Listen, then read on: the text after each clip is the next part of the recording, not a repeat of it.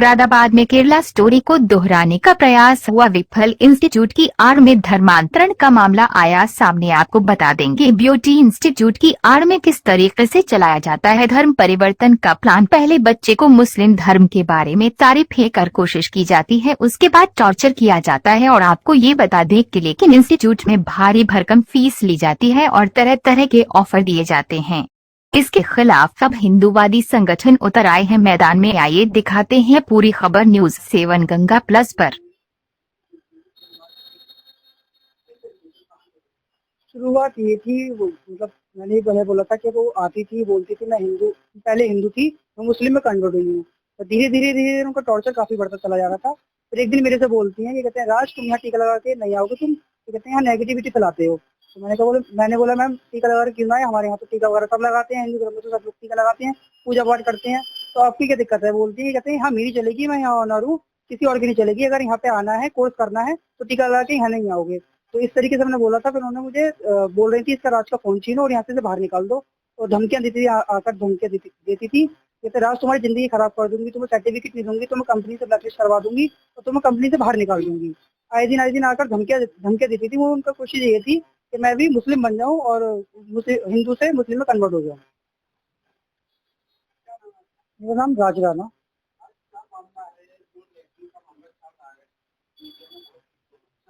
मामला ये है, मैंने वहाँ पे एडमिशन लिया था। एडमिशन लेते समय मैंने मतलब शुरू कुछ महीने तो ठीक था, फिर उसके धीरे धीरे बाद मैम एक दिन आती है, बोलती है राज आप मेरे को जानते हो मैं कौन हूँ। मैंने बोला मैम मैं तो नहीं जानता आप कौन हो। तो बोलती है क्षत्रिय ठाकुर हूँ, मैं बहुत ऊंची ठाकुर हूँ, मैं हिंदू से मुस्लिम में कन्वर्ट हुई हूँ। उसके बाद धीरे धीरे आती हैं ऑफिस में। मैं अगर कुछ संभालने नहीं जाता था तो बोलती थी कि कहते हैं हमारे मुस्लिम में ऐसा होता है, हमारे मुस्लिम में ये चीज हराम है। धीरे धीरे अपने मतलब जाति का अपना प्रचार करती थी, वो अपने धर्म का प्रचार करती थी। उन्होंने एक तरीके से मेरा ब्रेन वॉश करने की कोशिश करी थी। आती थी तो बोलती थी हमारे मुस्लिम धर्म में ऐसा होता है। मतलब उनकी कोशिश ये थी कि कहते मैं भी मुस्लिम धर्म अपना लूं, मैं भी कहते मुस्लिम में कन्वर्ट हो जाऊं।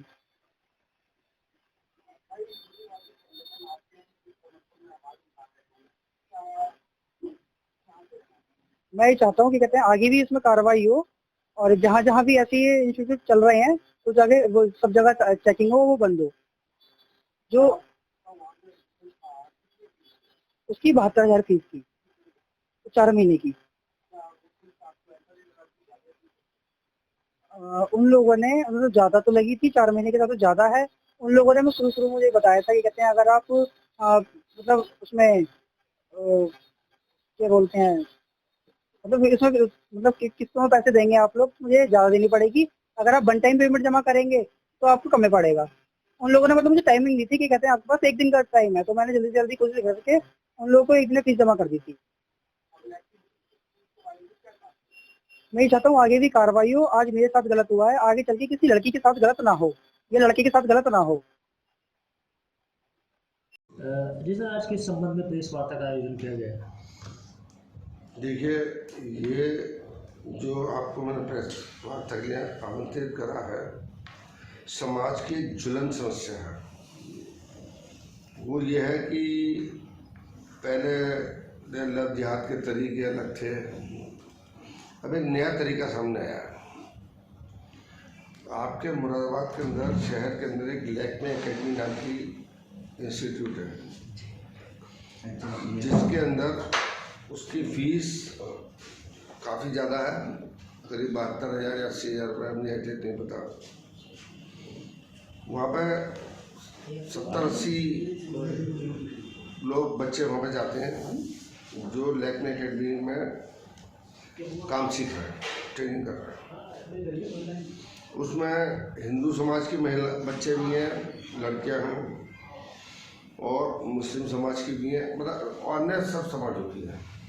उधर इंस्टीट्यूट है, उसमें कोई भी समाज हो।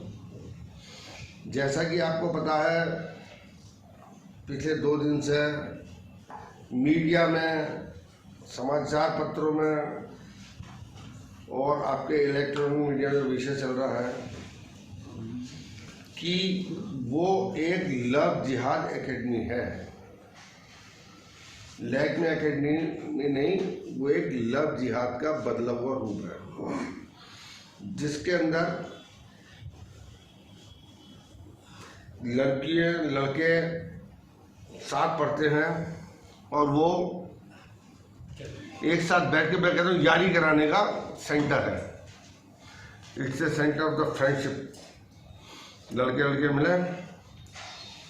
उसकी जो संचालिका है रशीदा खान या रक्षिता खान, मुझे एग्जैक्ट थोड़ा कंफ्यूज कर रहा हूँ शब्दों में, वो पहले हिंदू लड़की थी जैसा वो कहती है, और उसने इस्लाम धर्म स्वीकार करके मुसलमान बन गई, मुसलमान से शादी कर ली।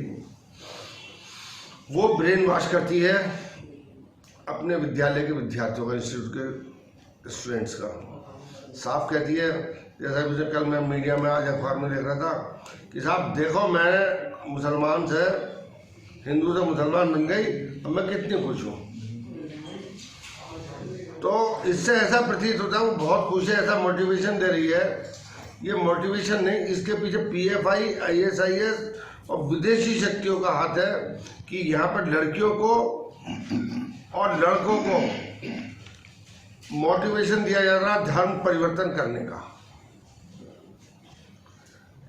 जब ये धर्म परिवर्तन करने की बात आती है तो पहले जैसे चंगाई सभा होती थी, इसी तरीके से ब्रेन वॉश कराया जाता है कि मैं मुसलमान था या मैं हिंदू था, हिंदू का था मैं मुसलमान था, मुसलमान का था मैं हिंदू था।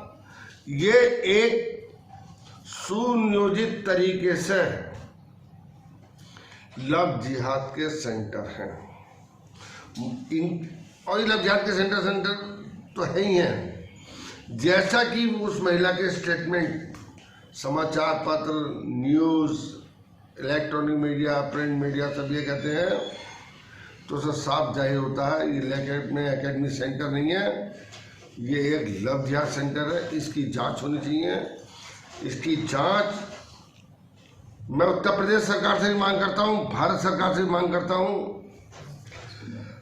इसकी जांच NIA से, CBI से, एक केंद्रीय संस्था से करानी चाहिए। इसके बैंक के अकाउंट चेक होने चाहिए, उनका अकाउंट का इसके हिसाब लेना चाहिए कि आखिर यहाँ पर क्या झोल है, क्या चीज़ चलती है।